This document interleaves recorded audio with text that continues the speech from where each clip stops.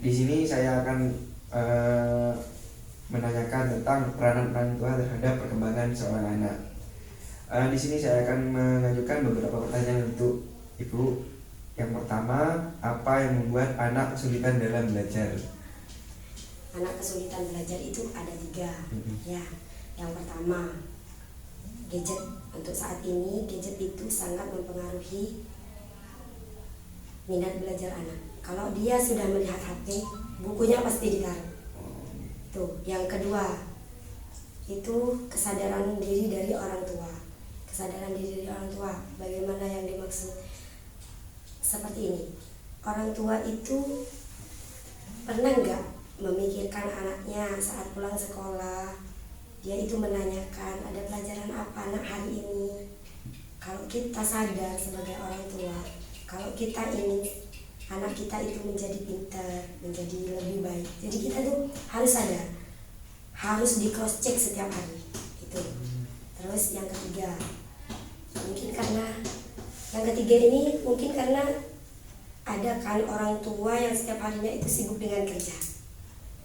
Kadang anaknya sudah berangkat sekolah sudah dibiarin, pulang sekolah pun udah gak ada orang tuanya. Itu yang bisa menjadi menghambat mereka itu malas dalam belajar. Itu jawabannya. Yang kedua ini bagaimana apa aja kendala Ibu dalam mendidik anak dalam belajar? Kendalanya yaitu yang pertama itu sudah HP ya. Yang kedua kita harus menanamkan sama anak itu bagaimana anak itu dari kecil nurut dengan orang tua. Karena HP itu sangat mempengaruhi. Ketika mereka sudah main HP, mereka suka game, mereka apa? Untuk dipanggil aja mereka gak kira sok gak dengar ya. Kalau anak itu seperti itu. Jadi itu. Yang ketiga ini bagaimana agar anak mau betah belajar di rumah? Yang pertama, kalau saya ya adik, saya itu punya anak SD kelas 3, naik kelas 3 sekarang. Alhamdulillah dia itu prestasinya bagus.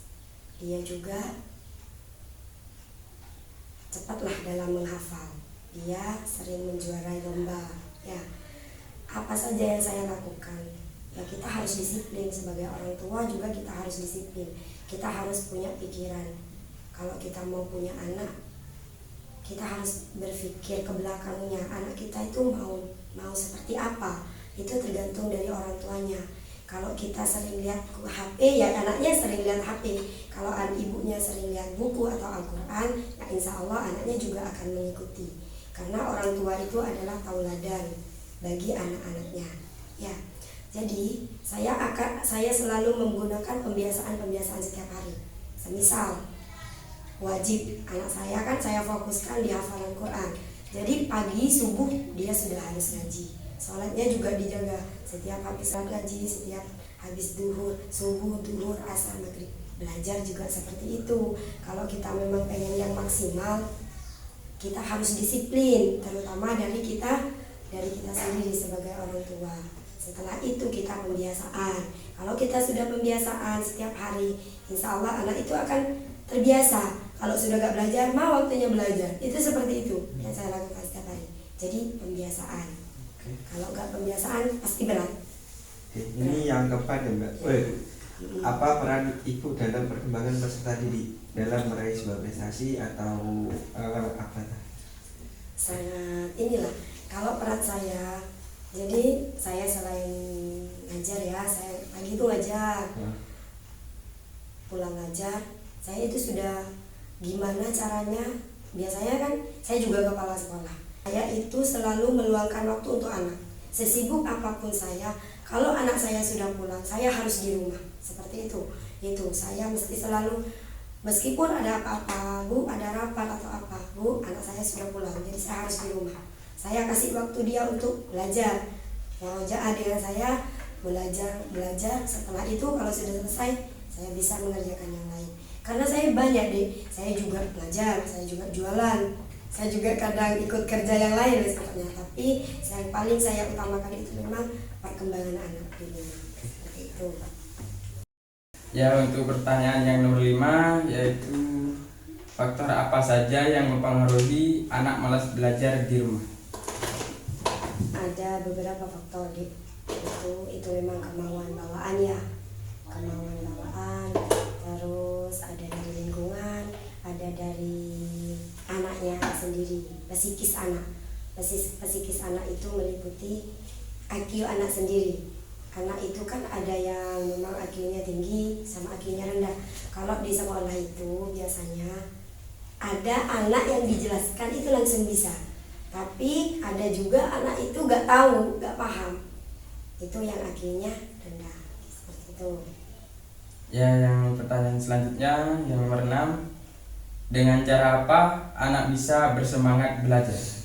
Anak bersemangat belajar itu yang pertama itu dukungan orang tua ya. Dukungan orang tua itu sangat penting. Dukungan orang tua sangat penting. Kasih semangat. Jadi ketika mereka down, ketika mereka malas belajar, sayang kamu nanti ya kalau belajar mama belikan ini. Jadi itu apa? Reward lah, dikasih reward. Kamu besok ya kalau nilai kamu bagus, mama ajak kamu ke Indomaret atau gitulah ya. Itu namanya reward. Jadi kita sebagai orang tua pentingnya itu ya memberikan sesuatu yang menarik lah. Namanya anak-anak dia tuh pastinya pengen yang baru kan. Jadi kalau dia dengan suasana baru dikasih reward, insya Allah dia akan semangat belajarnya. Saya seperti itu soalnya. Termasuk motivasi gitu ya? Ya, motivasi juga harus diberi setiap hari lah. Kalau anak itu motivasi dari orang tua itu penting. Ketika mereka down, jangan kamu tuh gini, nggak boleh. Nah, semangat ya, ayo nanti kita lebih baik lagi, seperti itu. Ya, untuk pertanyaan selanjutnya yaitu bagaimana ibu memandang perubahan pendidikan anak yang terjadi pada saat ini? Untuk yang saat ini mungkin cuma ini ya, kalau menurut saya ada beberapa sekolah mungkin kalau di pedesaan itu ya gurunya itu tidak sesuai deh. Nah, jadi memang pentingnya guru dalam saat mereka mengambil jurusan kuliah. Nanti seandainya seperti jurusan matematika atau BK itu harus ditempatkan dengan tempat yang benar biar mereka itu perkembangannya lebih mendalam. Iya, jadi cocok gitu deh, maksudnya satu arah. Karena mungkin kebanyakan sekarang itu karena sekolah itu sudah butuh guru, jurusan apa saja sudah dimasukkan. Padahal kan kita harus melihat perkembangan mereka itu. Kalau di ini ya memang ini, di bahasa memang kuliahnya sudah di bahasa, seperti itu. Bagaimana pendapat Ibu tentang lingkungan terhadap perkembangan belajar anak? Lingkungan itu sangat menentukan untuk perkembangan anak. Jika kita berada di lingkungan yang memang contohnya ya di daerah sini ya, contohnya mereka lingkungannya ya setiap hari dari pagi siang sampai sore itu kan nggak pulang, dibiarin sama orang tuanya ya. Itu kan sangat berdampak bagi anak-anak kita. Sudah melihat temennya di luar, aduh pengen main. Itu sangat menentukan lingkungan itu. Tapi jika kita berada pada lingkungan yang adalah seperti teman ibu itu ya, di lingkungan itu banyak, maksudnya contohnya itu penghafal Quran ya. Jadi di situ perkumpulannya bermainnya dengan anak yang penghafal Quran. Jadi mereka itu mengikuti seperti apa, seperti itu. Jadi kalau di sini memang lingkungannya bermain kan, dibiarkan dari pagi sampai sore itu bermain. Tapi bagaimana kita sebagai orang tua bisa mengontrol anak itu, seperti itu. Lingkungan itu sangat menentukan. Dan untuk nomor 9, bagaimana cara Ibu memantau perkembangan anak agar lebih optimal dalam belajar? Kalau memantau ya kita harus cek terus setiap hari, entah itu sekolahnya. Mesti kalau sudah pulang sekolah, kakak tadi belajar apa nak? Dapat berapa? Coba mama lihat. Dicek setiap hari. Ketika dia sudah bilang, ma aku tadi dapat 90, apa kekurangannya, apa yang salah, ayo kita perbaiki bersama, seperti itu. Jadi kalau saya cerewet ya, saya tuh ibu yang cerewet, disiplin. Saya tuh selalu menanyakan, meskipun ngajinya, kakak ngajinya naik enggak barusan, nilainya apa, dilihatin, seperti itu. Jadi kita pantau setiap hari kalau memang kita pengen punya anak yang apa ya, seperti yang kita mau lah. Seperti yang kita mau itu kan tergantung dari orang tua sendiri. Apa kita pengen anak yang pintar, apa kita pengen yang biasa, apa ya, itu sudah tergantung dari orang tua. Dan untuk yang terakhir, untuk sekarang prestasi apa saja yang diraih oleh anak ibu? Banyak, mau diceritakan semua. Yang Iya. yang penting aja, yang inti. Anak saya itu kan saya fokuskan di hafalan Quran. Jadi pas waktu TK itu memang sering juara ya, sering juara. Masuk ke kelas 1 SD dia diikutkan lomba tahfiz.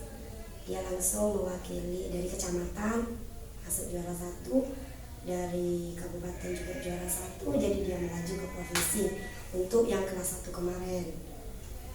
Terus juga dia pernah menjuarai MTQ Tartil Quran yang diadakan oleh Bupati Jember itu kemarin 2022 waktu dia kelas 2 juara 3. Terus untuk yang sekarang dia juga ikut lagi Porseni yang dulu dia sudah maju ke provinsi, sekarang masih ke tingkat kabupaten. Kemarin sudah juara di tingkat kecamatan.